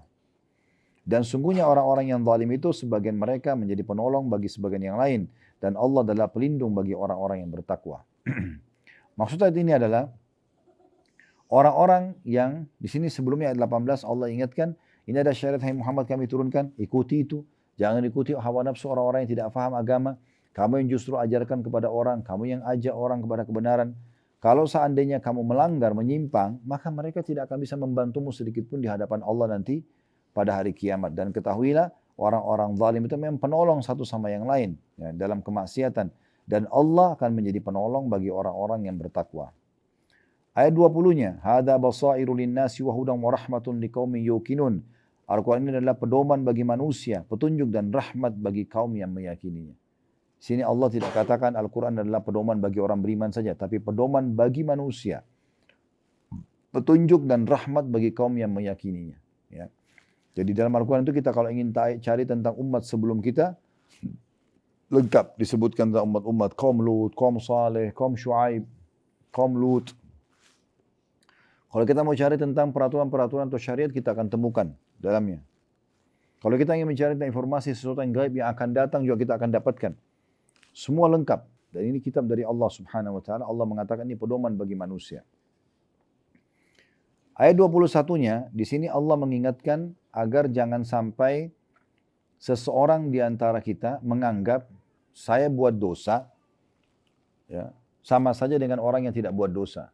Toh sama-sama dikasih makan, sama-sama dikasih fasilitas nafas, anggota tubuh tetap sempurna. Ini nggak boleh kita berpikiran seperti ini. Kenapa? Karena Allah memastikan kalau akan berbeda antara orang yang sibuk mengisi waktunya dan menggunakan anggota tubuhnya dengan ketaatan, dengan orang yang menggunakan untuk kemaksiatan. Ayat 21 Allah mengatakan itu. Am hasibal ladina ishtara'us sayyiati an naj'alahum kal ladina amanu wa amilus solihati sawa mahyahum wa mamatuhum sa'a ma yahkumun. Apakah orang-orang yang berbuat kejahatan itu atau dosa menyangka bahwa kami akan menjadikan mereka seperti orang-orang yang beriman dan mengerjakan amal soleh, yaitu antara kehidupan dan kematian mereka amat buruk apa yang mereka sangka itu. Gak mungkin sama. Nabi Muhammad SAW dan para sahabatnya dimuliakan oleh Allah SWT. Abu Jahal, Abu Lahab, Umayyah bin Khalaf, ya, dan yang lainnya, mereka yang dari tokoh-tokoh Quraisy, mereka kaya di Mekah. Tapi akhir kehidupan mereka selesai. Rumahnya sekarang sudah tidak nampak lagi, namanya cuma dikenang keburukannya saja. Mungkin di masa hidupnya ada sesuatu yang baik. Mungkin orangnya tampan, mungkin orangnya kaya, tapi nggak dikenang lagi. Yang dikenang, oh Abu Jahal, oh Fir'aunnya umat ini. Oh Abu Lahab, pamannya Nabi yang membenci dakwah. Kan gitu. Umayyah bin Khalaf, oh majikannya Bilal yang menyiksa Bilal dengan batu di padang pasir. Yang dikenang itunya. Maka ini yang terjadi. Makanya Allah Subhanahu wa taala menyebutkan, ya, sebagaimana tadi dikatakan, apakah orang-orang yang membuat kejahatan itu menyangka bahwa kami akan menjadikan mereka seperti orang-orang yang beriman dan mengerjakan amal soleh, yaitu sama kehidupan mereka di dunia dan juga sama pada saat mereka mati, amat buruk yang mereka sangka itu. Artinya orang-orang beriman pasti akan bahagia hidupnya, tentram. Bapak Ibu sekarang ini kan lagi coba jalankan kebaikan-kebaikan kan selama di sini ya. Di Mekah, di Madinah, kita sholat, kita puasa, kita apa nih yang kita bisa lakukan yang baik. Mungkin juga ada yang berpikir untuk silaturahim keluarga dengan memberikan mereka hadiah, telepon, dan seterusnya. Misal contoh. Semua itu kebaikan. Kita bisa rasakan ketentraman nggak? Tentram. Nah, ini yang kita disuruh perintahkan itu. Inti pertahankan ini. Ya. Sebagaimana orang kalau berbuat dosa, dia akan merasa sangat terganggu. Sedikit dosa saja sudah cukup membuat orang sumpek. Ya, sumpek, sedih, nggak tahu ya, harus mengambil keputusan apa, itu kebanyakan kena masalah dosa. Makanya kata rahimahullah mengatakan, Al-Quran sudah memberitahukan sumber masalah kalian dan juga solusinya. Sumber masalah kalian adalah dosa dan solusinya adalah taubat. Kembali kepada Allah subhanahu wa ta'ala. Tidak mungkin janji Allah salah, kalau orang beriman pasti akan bahagia dan tentram. Ayat 22-nya, wa khalaqallahu as-samawati wal arda bil haqqi wa litujza kullu nafsin bima kasabat wa hum la yudhlamun. Allah benar-benar menciptakan langit dan bumi dengan tujuan yang benar. Ini bukan sia-sia begitu saja, tapi ada tujuannya. Dan agar dibalasi tiap-tiap diri terhadap apa yang dikerjakannya dan mereka tidak akan dirugikan. Dan juga tujuannya nanti ya di hari kiamat, semua yang telah berbuat baik atau buruk akan diberikan balasan sempurna pada hari kiamat. Ayat 23-nya, afara'aita man ittakhadha ilahahu hawahu wa adallahu Allah ala ilmin wa khatama ala sam'ihi wa qalbihi wa ja'ala ala basarihi gishawatan faman yahdi min ba'dillah afala tadhakkarun. Maka pernahkah kamu melihat orang-orang yang menjadikan hawa nafsunya sebagai Tuhannya dan Allah membiarkannya berdasarkan ilmunya Allah, dan Allah telah mengunci mata, pendengaran dan hatinya dan meletakkan tutupan atas penglihatannya, maka siapakah akan memberikan petunjuk sesudah Allah ya membiarkannya sesat? Maka mengapa kamu tidak mengambil pelajaran? Ayat ini contoh misalnya Fir'aun, ya, kemudian Haman, Namrud, banyak yang jadi pelajaran bagi manusia. Haman dan Namrud, juga Qarun, itu di Haman, Fir'aun dan Qarun di masa Nabi Musa. Namrud di masa Nabi Ibrahim alaihissalatu wassalam. Maka Allah mengatakan, coba lihat kepada orang-orang seperti ini. Mereka mengikuti hawa nafsu mereka. Maka Allah membiarkan mereka ya dalam kesesatan. Dan Allah kunci hati mereka. Allah itu maha penyayang. Tapi kalau Allah lihat orang ini selalu membangkang aja. Diingatkan satu kali tidak mau dengar. Dari lisan orang ini. Dari orang sana diingatkan tidak mau dengar. Allah datangkan penyakit. Allah datangkan ujian supaya dia sadar. Tidak mau juga, maka sekalian Allah kunci hatinya. Ya, semua umat-umat sebelum kita yang Allah binasakan, karena Allah sudah suruh nabinya berdakwah di situ tidak mau dengar, maka Allah kunci hati mereka, mereka mengasah diri mereka benar, sehingga akhirnya mereka tidak beriman lagi kepada Allah. Wa na'udzubillah.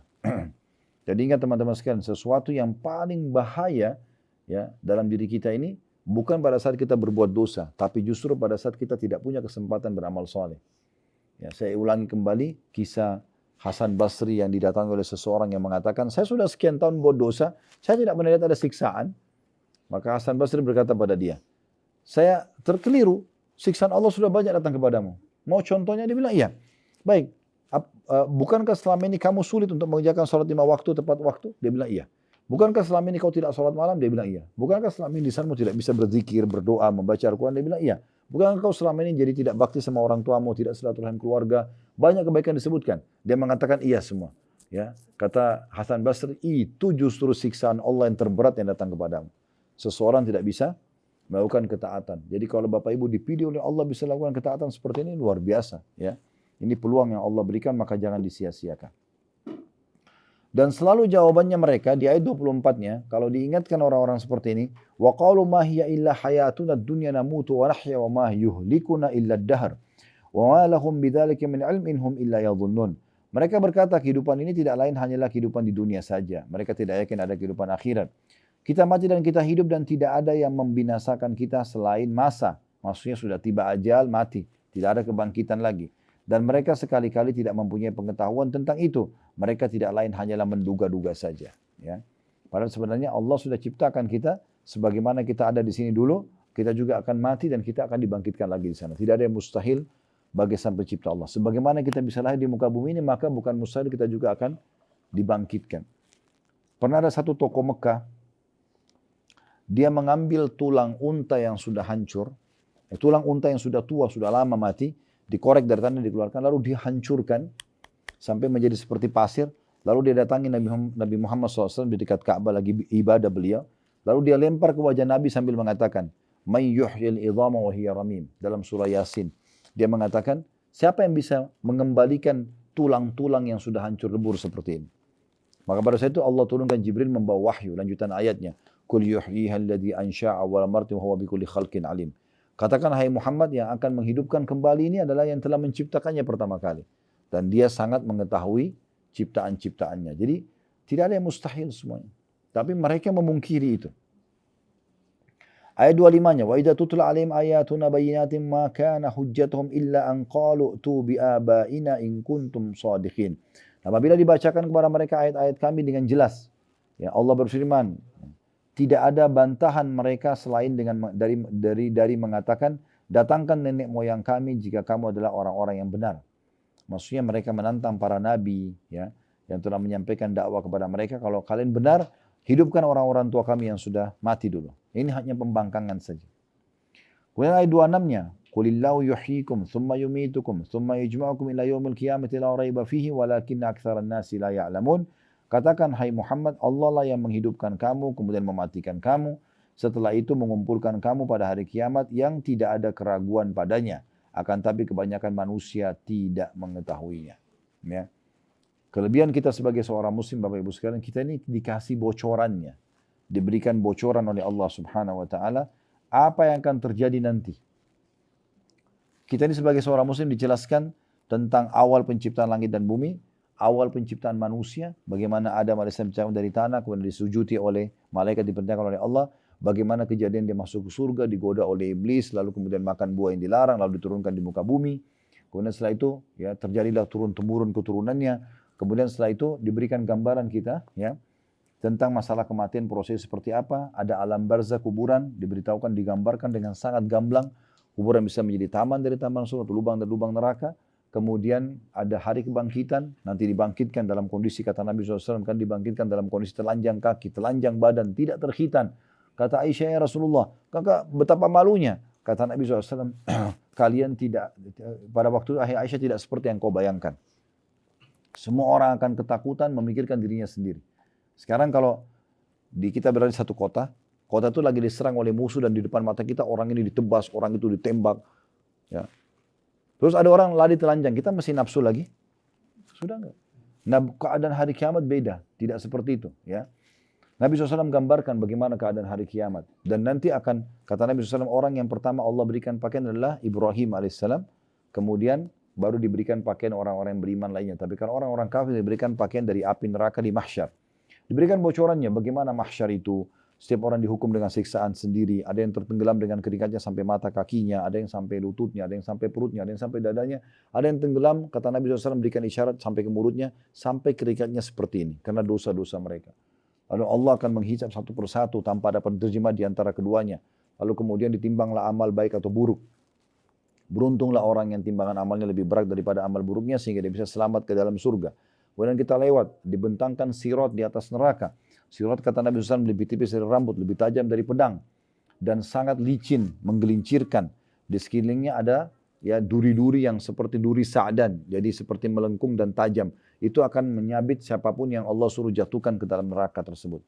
Orang lewat dalam kondisi ketakutan sekali. Tapi ada golongan yang cepat bisa lolos. Ya seperti kilat, ada yang seperti menunggangi kuda, ada yang seperti burung yang terbang, ada yang berlari, ada yang berjalan tapi jatuh karena amalnya tidak kuat mendorongnya, lalu dia merangkak sambil luka-luka dan dia lolos ke sana. Ada juga orang yang masuk ke dalam api neraka. Diberikan bocorannya luar biasa.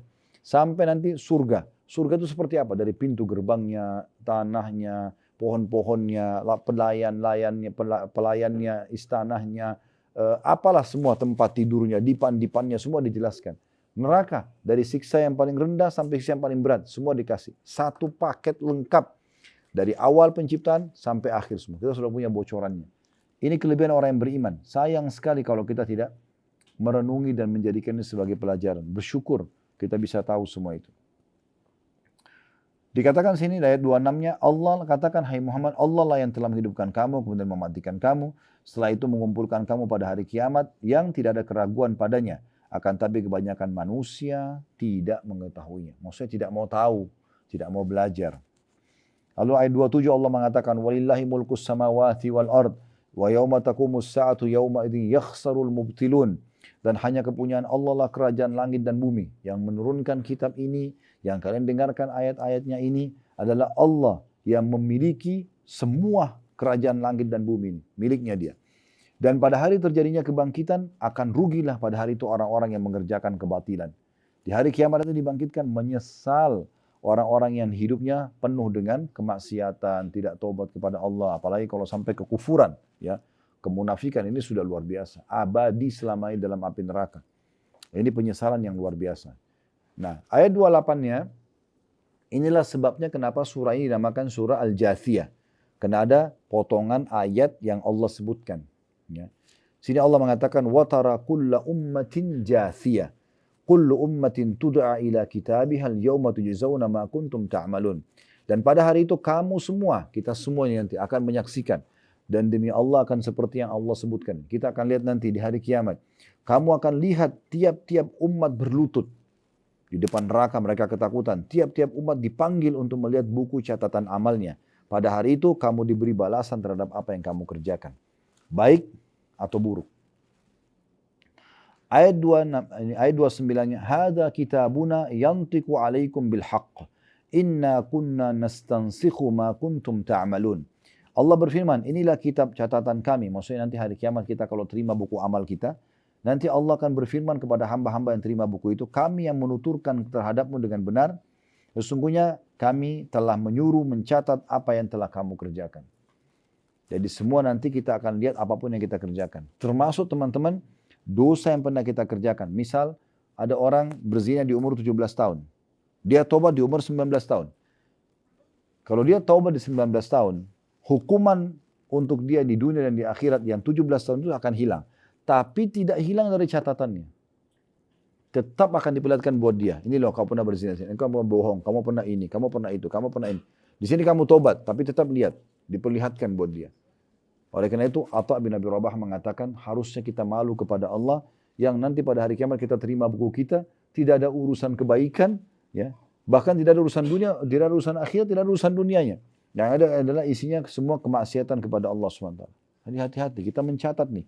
Setiap hari ini kita lagi duduk begini, mulai hari kita dari pagi tadi, sampai malam ini sedang dicatat ini. Dicatat oleh malaikat, baik atau buruk yang kita kerjakan. Beruntunglah orang yang mengisi bukunya dengan kebaikan-kebaikan itu.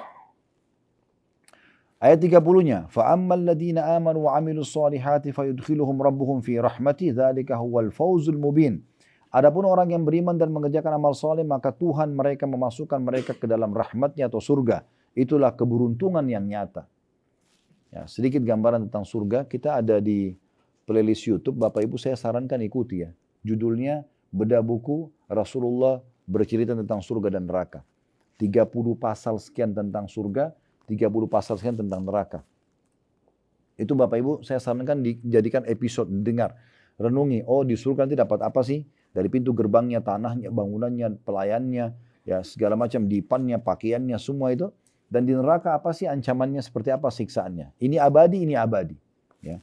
Semua penentuan ada di tangan kita, harus hati-hati.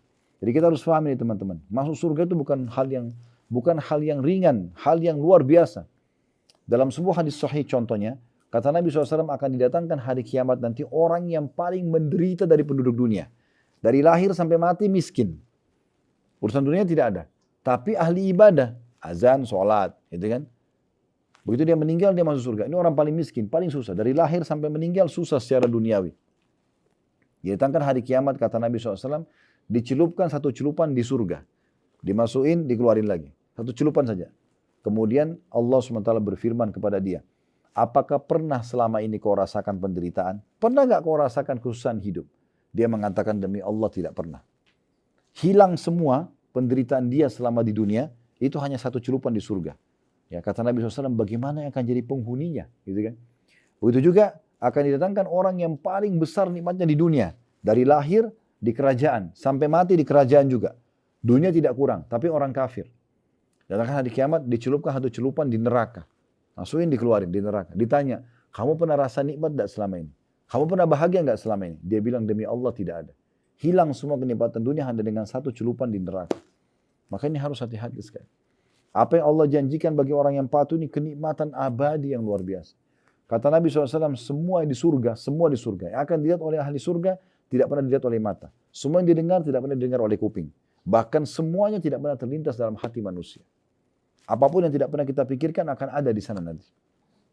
Saya sering kasih rasionalnya. Kalau Bapak Ibu pergi ke satu lokasi yang kira-kira nyaman sekali pemandangannya.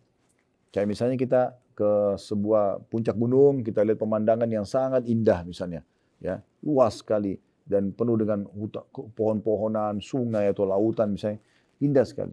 Itu kalau kita lihat dan bagi kita itu sudah terindah, pastikan di surga akan berlipat ganda lebih indah daripada itu. Karena semuanya tidak pernah mata lihat. Ya. Tidak pernah mata lihat. Kata Nabi SAW, ini contoh-contoh saja ya, karena ini cukup panjang bahasanya kalau mau dibahas. Kata Nabi SAW, buah di surga itu akan selalu mendekat kepada ahlinya atau ahli surga. Jadi kita tidak metik lagi buah itu. Kapan ini ada buah? Kita lihat pohon anggur, pengen anggurnya. Baru pengen aja, sudah turun pohon rantingnya mendekati kita sampai ke tangan kita supaya mudah kita petik. Begitu dipetik keluar lagi buah baru. Begitu terus. Dia sama dari sisi nama di dunia, tapi beda dari sisi bentuk, cita rasa, ya, dan rupa. Ya, ini beda. Jadi kata Nabi SAW, satu kurma di surga itu seperti tempayan besarnya. Ya, kayak meja yang besar sekali. Dan itu lebih putih dari susu, lebih lembut daripada buih, ya, dan lebih manis daripada madu. Begitu satu buah kurmanya. Ya. Dan sekian banyak gambaran tentang masalah fasilitas surga. Itu yang luar biasa gitu. Orang ahli surga yang paling rendah derajatnya memiliki 10.000 pelayan. Ya.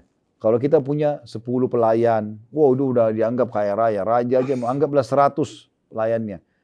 Penghuni surga yang paling rendah derajatnya, ini yang malas ibadahnya nih. Ya. Tapi sudah masuk surga. Gitu kan. Maksudnya di sini dia ibadah tapi pas-pasan. Bukan orang yang betul-betul menekan dirinya untuk ibadah gitu. Ini akan, kata Nabi SAW, akan dilayani dengan 10.000 pelayan. Ini yang paling rendah. Dan setiap pelayan memegang 2 nampan. Ya. Yang ahli surga ini makan dari nampan pertama sampai nampan terakhir, nikmatnya sama. Di surga itu orang makan bukan karena lapar. Ya. Makan memang karena dia mau nikmati. Dan tidak ada lapar, tidak ada kenyang. Itu cirinya surga. Kita kan di dunia kalau makan karena lapar. Ya. Kalaupun kita tidak lapar, kita makan, mau nikmatin. Tetap ada masa kenyang kan. Di surga tidak ada. Tidak ada lapar, tidak ada kenyang. Kita makan bukan karena lapar, kita berhenti bukan karena kenyang. Ya, seperti itu. Kemudian kata Nabi SAW di surga juga, ya, ahli surga itu akan, kalau dia duduk di satu sudut di surga, maka dia tidak pindah dari pemandangan itu selama 70 tahun. Karena indahnya, kemudian baru dia pindah ke pemandangan yang lainnya. Sulit digambarkan dengan akal. Tapi seperti itu yang dijanjikan. Kata Nabi SAW, tidak ada pohon di surga kecuali batangnya dari emas. Batang dari emas. Tapi seperti itu penyampaian. Ya.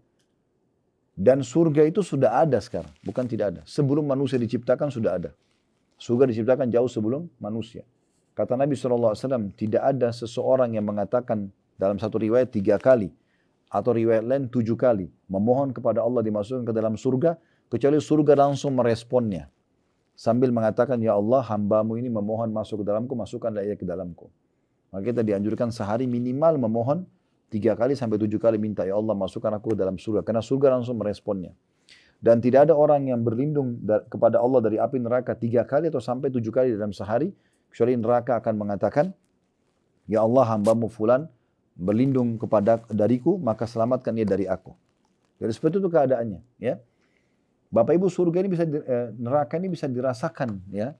Sebagaimana sabda Nabi SAW, kalau kalian sedang demam, sejukkanlah ya dengan air, dinginkanlah dengan air karena dia adalah tiupan panasnya api neraka. Ya. Juga cuaca yang dingin atau cuaca yang sangat panas itu tiupan dari api neraka. Kata Nabi SAW, neraka mengeluh kepada Allah tentang sebagainya membakar sebagian yang lainnya karena panasnya. Kemudian ya Allah Subhanahu Wa Taala mengizinkan dia menghembuskan nafasnya 2 kali dalam setahun. Itulah yang kalian rasakan, dingin yang sangat atau panas yang sangat. Bagaimana itu Allahu a'lam. Gitu kan? Seperti itu keadaannya. Nah beruntung kita orang beriman ini sudah diberikan bocoran sampai ke sana. Gitu. Bahkan bagaimana caranya masuk ke dalam surga dan bagaimana caranya selamat dari api neraka. Nah itu harus difahami. Ini sebagian kecil ya. Ini kalau kita mau bahas, saya bilang tadi ada 60 pasal, 63 pasal berarti 63 kali pertemuan. Satu pertemuan itu bisa 1 jam. Berarti 63 jam membahas surga dan neraka itu sudah ada di YouTube. Ya. Bisa dilihat di playlist YouTube kami nanti. Dan bukunya sangat murah. Buku itu kalau tidak salah harganya hanya tidak sampai 20.000 rupiah. Ya, buku 20 atau 25.000 lah harganya. Itu tinggal dibeli, dibedah, diikutin. Ya, saya sarankan setiap malam Bapak Ibu kalau mau tidur, masuk ke YouTube kami, klik playlistnya, kemudian nanti akan terlihat di situ folder buku kitab-kitab yang kami bedah. Di antaranya tentang masalah surga dan neraka itu. Baik, beberapa ayat terakhir ini dari surah Al-Jathiyah ayat 31-nya, wa ammal ladzina kafaru afalam takun ayati tutla alaikum fastakbartum wa kuntum qauman mujrimin. Adapun orang-orang yang kafir, maka dikatakan kepada mereka nanti di hari kiamat, maka apakah belum ada ayat-ayatku? Kanya besar kata ganti Allah, ayat-ayatku yang dibacakan kepadamu lalu kamu menyombongkan diri dan kamu jadi orang yang berbuat dosa. Bukankah di dunia dulu pernah dibacain bagi kamu ayat-ayat, gitu kan? Kemudian ayat 32-nya, wa idza qila inna wa'dallahi haqqun was-sa'atu la raiba fiha qultum ma nadri mas-sa'atu inna dhunnu illa dhannan wa ma nahnu bimustayqinin. Dan apabila dikatakan kepadamu sesungguhnya janji Allah itu adalah benar dan hari kebangkitan tidak ada keraguan padanya. Waktu di dunia diingatkan, ayo ada akhirat loh, Anda nanti mati, hati-hati. Kayak saya sekarang teriak-teriak kepada bapak ibu, 1 jam, hati-hati ini amal soleh penting. Nanti masuk surga, jangan berdosa, nanti masuk neraka. Surga itu begini loh, neraka itu begini loh. Sudah diteriak-teriak, sudah disampaikan.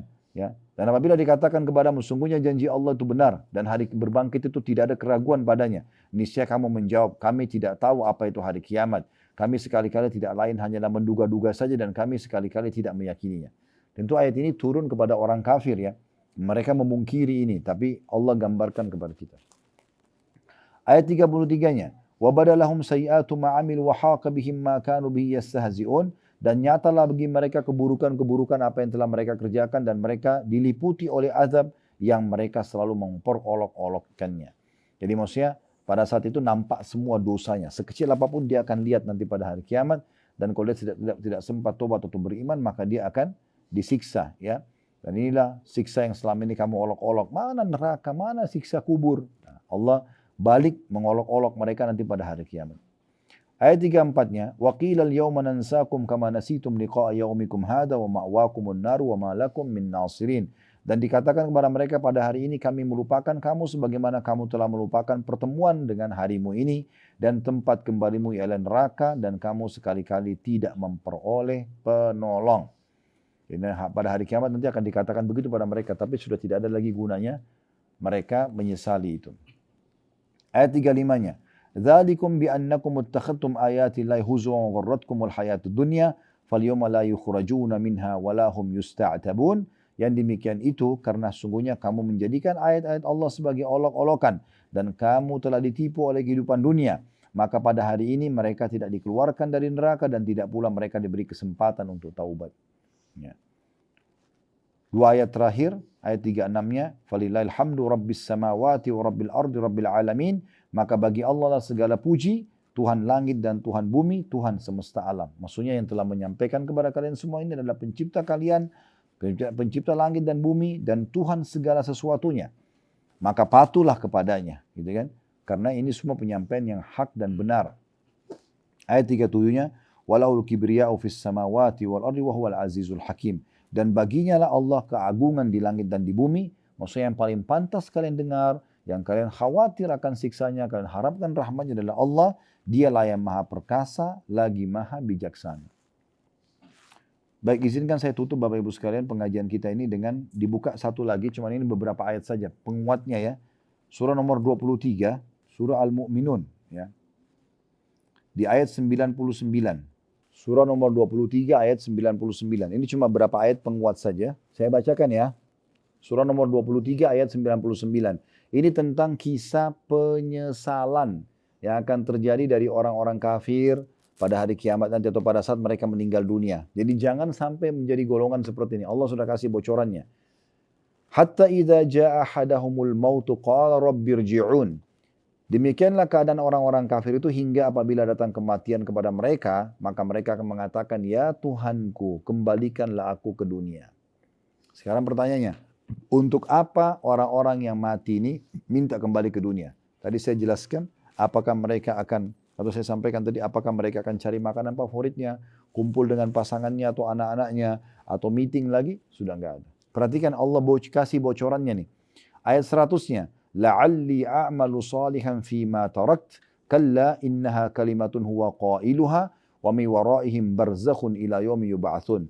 Agar orang ini minta kembali ke dunia agar aku berbuat amal saleh terhadap apa yang telah aku kerjakan atau tinggalkan. Sekali-kali tidak. Sesungguhnya itu adalah perkataan yang diucapkan saja. Percuma.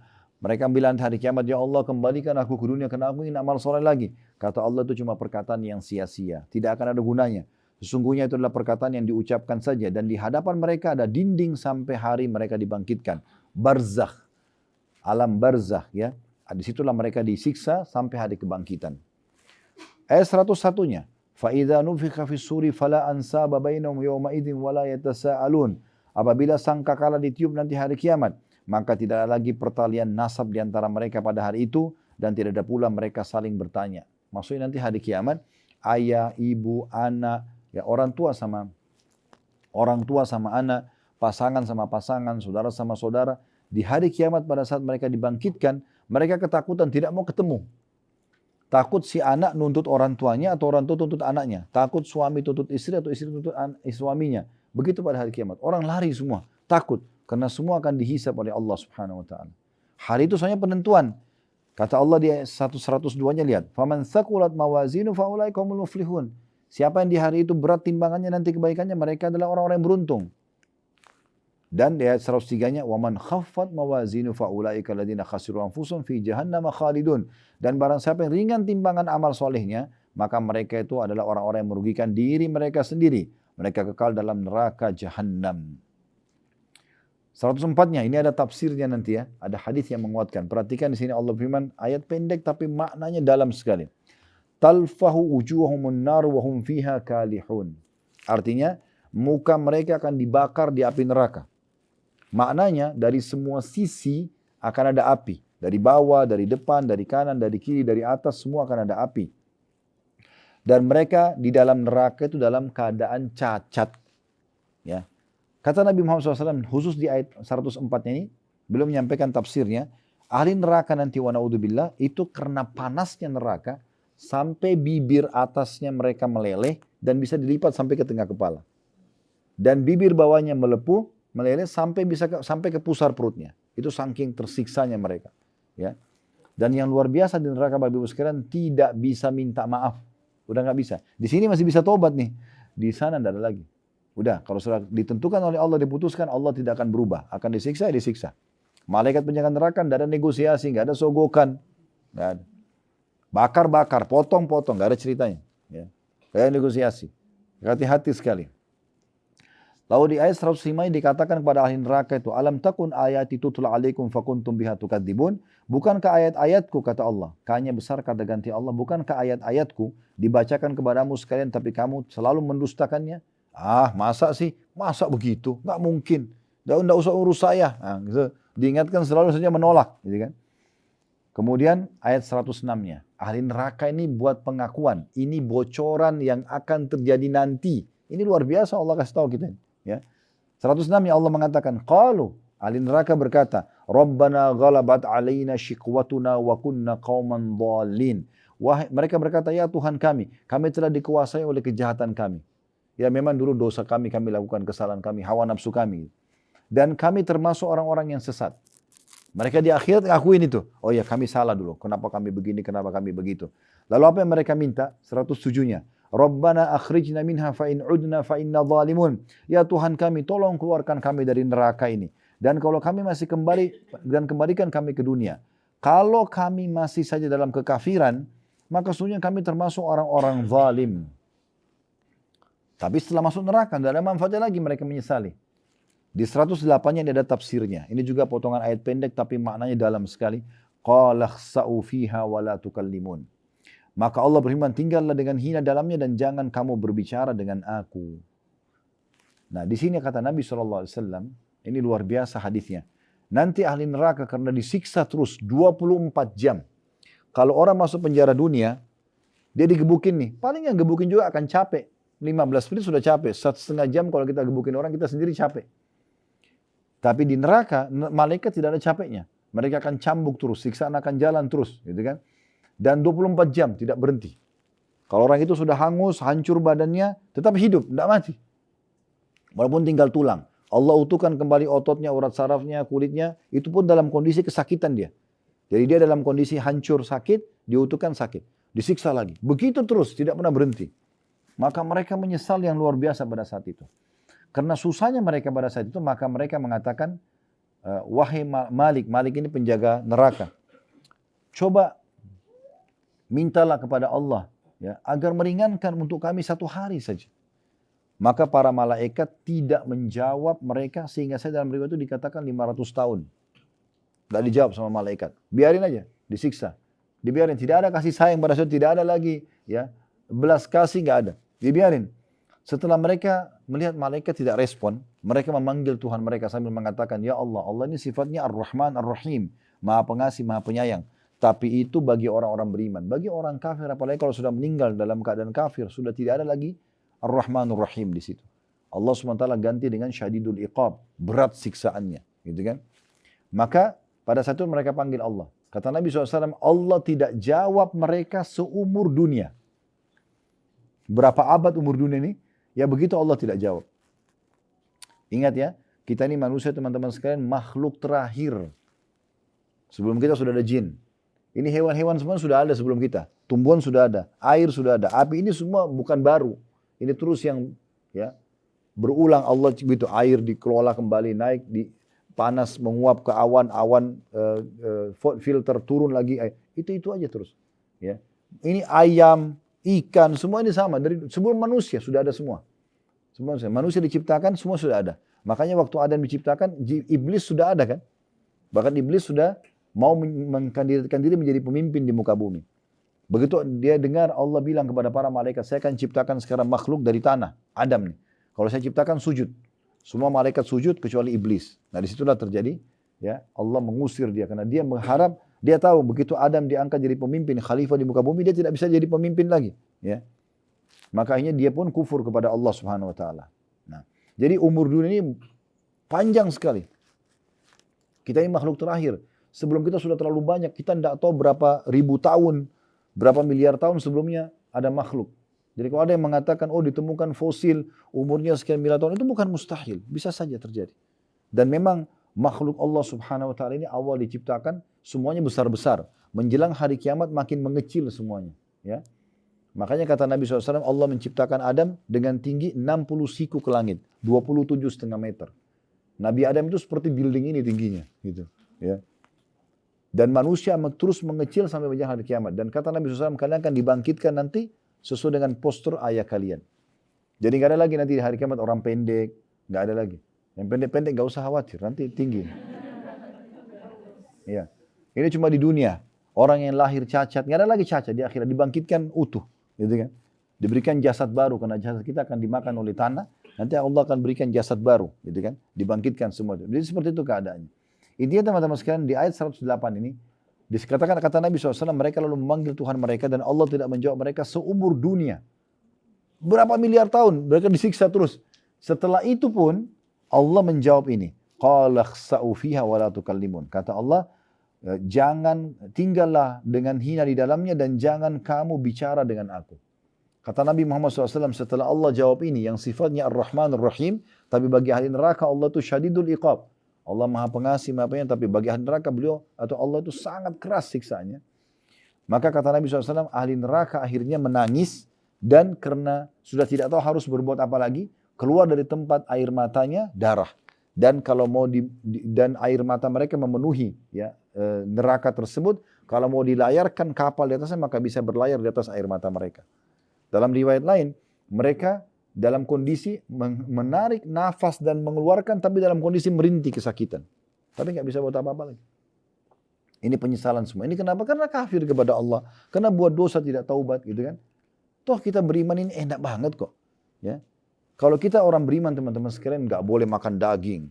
Nggak boleh biologis. Nggak boleh bekerja. Nggak boleh pakai baju bagus. Misal contoh. Wajar orang melanggar. Tapi ini tidak. Orang beriman boleh. Yang penting konsepnya 5 huruf. Halal. Gitu kan? Jauh 5 huruf yang lain haram, selesai.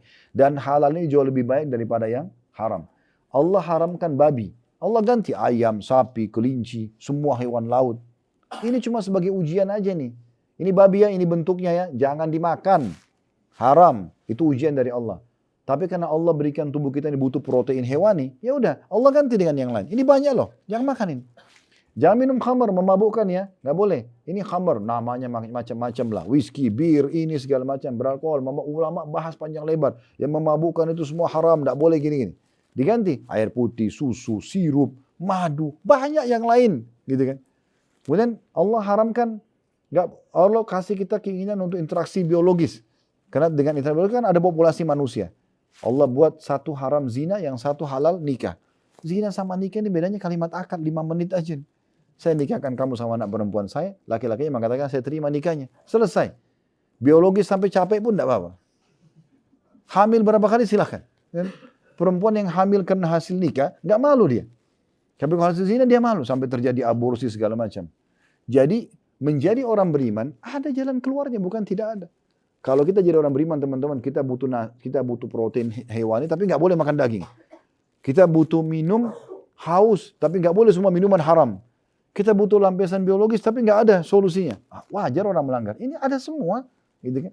Dengan mengerjakan kepatuhan seperti tadi saya bilang di sini, Bapak Ibu rasakan sendiri kenikmatan ibadah, sholat, kalau azan, ini aja kok semuanya. Zikir habis sholat, berdoa antara azan dan iqamah, baca Quran, sedekah kepada orang tidak mampu, bakti sama orang tua, itu aja.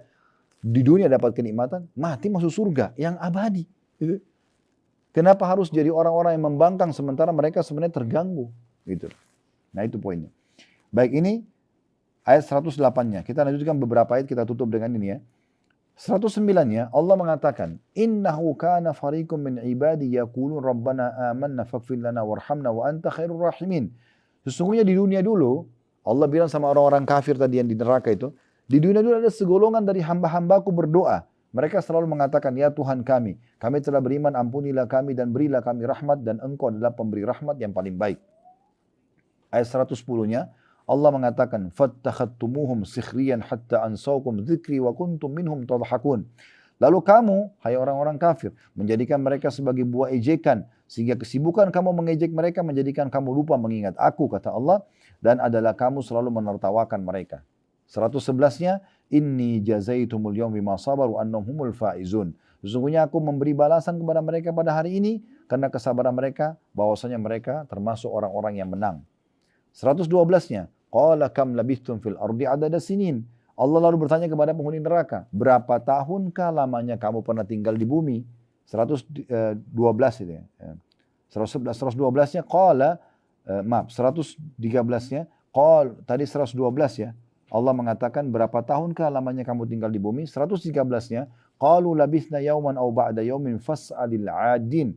Mereka menjawab, kami tinggal di bumi sehari atau setengah hari saja. Maka tanyakanlah orang-orang yang menghitung. Maksudnya nanti ahli neraka itu sendiri bilang, sepertinya kemarin cuma sebentar gitu ya. Kita tutup dengan ini, ayat 114-nya. Qala in labithtum illa qalila law annakum kuntum ta'lamun. Allah berfirman, kalau kamu tidak tinggal di bumi melainkan sebentar saja, kalau kamu sungguhnya mengetahuinya. Sebenarnya kalau kamu berpikir, kamu baru sadar sekarang kalau kehidupan dunia itu cuma sebentar gitu. Lalu kita tutup dengan 115-nya Allah mengatakan, dan ini sebagai pelajaran penting buat kita, afahasibtum annama khalaqnakum abathan wa annakum ilaihi la turja'un. Maka apakah kamu mengira bahwasanya sesungguhnya kami menciptakan kamu secara main-main saja dan bahwa kamu tidak akan kembali kepada kami. Jadi maksudnya semuanya tidak sia-sia, tapi akan ada ya balasannya dari sisi Allah Subhanahu wa taala.